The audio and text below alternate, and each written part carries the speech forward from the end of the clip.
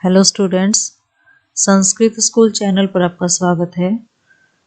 आइए आज हम क्लास 10th का सेशन 2020-21 का पठित अवबोधनम सॉल्व करते हैं। रेखांकित पदानि आधृत्य समुचितम प्रश्नवाचक पदम चिनुत। क्वेश्चन नंबर 8, रेखांकित पदानि आधृत्य रेखांकित पदों के आधार पर समुचित प्रश्नवाचक पदम चिनुत प्रश्न निर्माण करना है। इसका केवलम प्रश्न पंचकम 6 प्रश्न दिए जाएंगे। इसमें 5 प्रश्न केवल आपको करने हैं। प्रश्न निर्माण कैसे किया जाता है? विभक्ति के आधार पर प्रश्न निर्माण होता है। जैसे महानगरेषु वाहना नाम अनंता पंक्तयः धावन्ति। महानगरेषु, यह सप्तमी विभक्ति का प्रयोग किया गया है। महानगरों में वाहना नाम वाहनों की अनंता पंक्तियां धावंती अनेकों पंक्तियां दौड़ती हैं। महानगरों में तो में सप्तमी विभक्ति में आता है, तो कहाँ दौड़ती हैं? वाहनों की अनेकों पंक्तियां कहाँ दौड़ती हैं? इसमें 3 ऑप्शन दिए गए हैं, कस्य, कुत्र और केशाम। कस्य का मतलब होता है किसका, कुत्र का मतलब है कहाँ, और केशाम किस में। तो कहाँ वाहनों की अनेकों पंक्तियां दौड़ती हैं? उत्तर होगा महानगरों में। तो कुत्र इसका जो है राइट आंसर है। दूसरा प्रश्न है बुद्धिमती चपेटिया पुत्रौ प्रहृतवती। बुद्धिमती चपेटिया, बुद्धिमती ने चपेटिया थप्पड़ के प्रहार से पुत्रों प्रहरितवती दोनों पुत्रों को मारा। तो चपेट या ये तृतीय भक्ति में है। इसमें अब तृतीय भक्ति का ऑप्शन देखिए क्या है, का, कदा और कया। तो कया जो है वो तृतीय भक्ति का है, ये राइट ऑप्शन है इसका। इसके बाद है मयूरस्य नृत्यम प्रकृति आराधना अस्ति। प्रकृति शब्द जो है ये षष्ठी भक्ति का और वैसे भी स्त्रीलिंग में है। तो का, कस्य और कस्य, हमें शब्द को देखना है, साथ में हम ये भी देखेंगे कि इसका प्रश्न किस विभक्ति में किस आधार पर बन रहा है।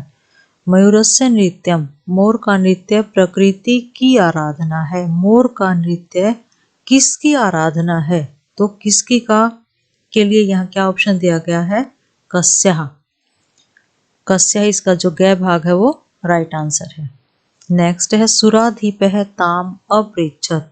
सुराधिपः इंद्र के लिए प्रयोग किया गया है। ताम अपृच्छत, उससे पूछा, इंद्र ने उससे पूछा। क, किम और का सुराधिपः के लिए क्या प्रश्न बनेगा, क ताम अपृच्छत। करुणा परो गृही तस्मै आश्रयं प्रायच्छत। करुणा परो गृही, करुणा से युक्त गृहस्थी ने तस्मई उसको आश्रयं प्रायच्छत आश्रय दिया। तो तस्मई किसको, तस्मई उसको आश्रय दिया। प्रश्न क्या बनाएंगे, करुणा परो, करुणा से युक्त गृहस्थी को किसके द्वारा, किसने आश्रय दिया। तो कस्मई, का इसका जो ऑप्शन है वो राइट आंसर है। संसारे विद्वांसः ज्ञान चक्षुभिः नेत्रवन्तः कथ्यन्ते। विद्वांस शब्द प्रथमा विभक्ति बहुवचन का है, तो प्रथमा विभक्ति बहुवचन में ही हम इसका प्रश्न निर्माण करेंगे। के, क, कौ, के। किम शब्द रूप का पुल्लिंग में है, क, कौ, के। तो के इसका जो प्रथम पुरुष का बहुवचन है, प्रथमा विभक्ति का बहुवचन। नेक्स्ट है क्वेश्चन, अधोलिखित वाक्येषु रेखांकित पदानां प्रसंगानुकूलम उचितार्थम चिनुत। नीचे लिखे वाक्यों में रेखांकित पद में प्रसंग के अनुकूल उचित अर्थ चुनिए। केवलम प्रश्न चतुष्टयम, केवल 4 प्रश्न करने हैं आपको। 5 प्रश्न दिए जाएंगे, प्रश्नों के केवल 4 प्रश्नों के उत्तर आपको लिखने हैं। नवमालिका रसालम मिलिता। नवमालिका रसालम, रसालम क्या होता है, आम्रम। इसका जो राइट आंसर है वो क्या है, आम्रम। इसके बाद है राजपुत्रस्य भार्या पुत्र द्वयोपेता पितृगृहं प्रति चलिता। राजपुत्रस्य भार्या, राजपुत्र की भार्या पत्नी, पुत्र द्वयोपेता दोनों पुत्रों को लेकर पितृगृहम प्रति चलिता, पिता के घर की ओर चली। तो भार्या का क्या अर्थ हुआ यहाँ? पत्नी। माता, सखी और पत्नी, पत्नी इसका जो है राइट आंसर है। वृषः जवेन गंतुम अशक्तः आसीत्। वृषः होता है बैल, जवेन गंतुम तेज गति से, तेज गति के लिए क्या शब्द प्रयोग किया गया है? तीव्र गत्या। वृषः जवेन गंतुम अशक्तः आसीत्। बैल तेज गति से चलने में असमर्थ था, तीव्र गत्या का इसका राइट आंसर है। करी च सिंहस्य बलम जानाति। करी होता है हाथी, हाथी सिंहस्य बलम जानाति, शेर के बल को जानता है। करय होता है हाथ, सिंह मीन्स शेर और गजय मीन्स हाथी। तो करी का जो पर्यायवाची शब्द है वो क्या है? गजय है। नेक्स्ट है माम। निज गले बद्धवा चल सत्वरम। माम मुझे, निज गले बद्धवा अपने गले में बांधकर, चल चलो सत्वरम शीघ्रता से, मुझे अपने गले में बांधकर शीघ्रता से चलो। सत्वरम ये अव्यय पद है। सत्वरम का अर्थ क्या होगा यहाँ? मंदम। एक है ऑप्शन मंदम। मंदम मीन्स होता है धीरे, शीघ्रम मीन्स जल्दी और शनै मीन्स भी धीरे। तो सत्वरम का क्या अर्थ होगा यहाँ? शीघ्रम। ख ऑप्शन राइट है। नेक्स्ट क्वेश्चन है भाषिक कार्य संबद्धानां प्रश्नानां समुचितम उत्तरम विकल्पेभ्यः चिनुत। भाषिक कार्य से संबद्ध प्रश्नों के समुचित उत्तर विकल्पों से चुनकर लिखें। ये 6 प्रश्न होंगे, 7 प्रश्न दिए जाएंगे, इसमें से आपको 6 प्रश्नों का उत्तर देना है। दुर्दान्तैर्दशनैरमुना स्यान्नयुजनग्रसनम्। अस्मिन् वाक्ये विशेष्य पदम किम? दुर्दान्तैर्दशनै। अब देखिए शब्द क्या है इसमें? 2 शब्द हैं बिल्कुल स्टार्टिंग में, दुर्दान्तै और दशनै, और ऑप्शन दिया गया है तीसरा अमुना। दुर्दान्तै दशनै। तो विशेषण और विशेष्य की क्या पहचान है? लिंग विभक्ति और वचन दोनों में समान रहता है। दुर्दान्तै और दशनै, इन दोनों में आपको क्या बताना है? विशेष्य पद। तो विशेष्य पद क्या हो जाएगा इसमें? दशनै। दशनै जो है विशेष्य पद है। मार्गे गहन कानने एकम व्याघ्रम ददर्श अत्र वने इत्यर्थे किम पर्याय पदम प्रयुक्तम। मार्ग में गहन कानने, गहरे कानने वन में, एकम व्याघ्रम ददर्श एक बाघ को देखा, अत्र वने यहाँ वन में, इत्यर्थे किम पर्याय पदम प्रयुक्तम वन इस अर्थ में का क्या पर्याय पद प्रयोग किया गया है? पर्याय पद या समानार्थी पद।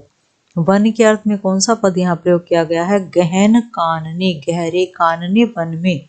तो कानने जो शब्द है वो वने का पर्यायवाची है। स ऋषभः हलम मूढ़वा गंतुम अशक्तः क्षेत्रे पपात अत्र क्रियापदम किम। इस सेंटेंस में आपको, इस वाक्य में आपको क्या बताना है? क्रियापद बताना है।